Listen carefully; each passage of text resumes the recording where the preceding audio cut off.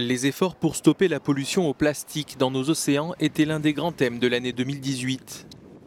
Les législateurs de l'Union européenne ont fini par adopter un accord qui vise à bannir les plastiques à usage unique d'ici 2021. La députée européenne belge Frédérique Ries est à l'origine de cette loi. Les bâtons de ballon, les spatules, les cotons-tiges, les pailles, j'aurais dû commencer par les pailles, les assiettes en plastique, etc. vont être interdits. Et pourquoi vont-ils être interdits? Car ce sont des objets que l'on retrouve très souvent sur les plages et dans nos océans, et il y a des alternatives.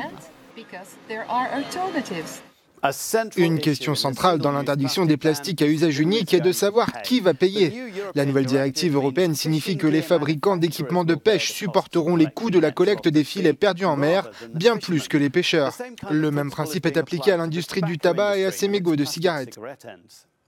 Cependant, Plastics Europe, un organisme du secteur, estime que la responsabilité doit être partagée. Nous fabriquons la matière première, c'est donc notre responsabilité. Ensuite, vous avez quelqu'un qui fabrique le produit.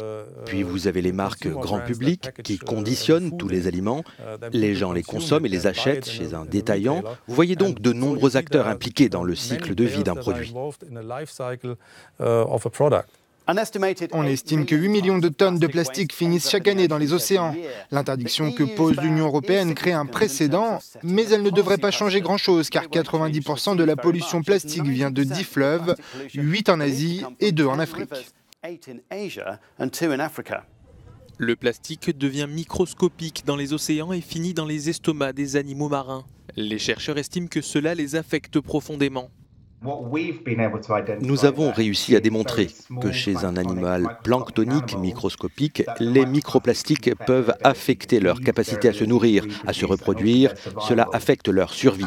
D'autres chercheurs ont fait le même type de recherche sur des huîtres, des moules ou des poissons. Elles montrent des impacts négatifs de ces plastiques. Outre l'interdiction des plastiques à usage unique, d'autres efforts sont déployés pour résoudre le problème.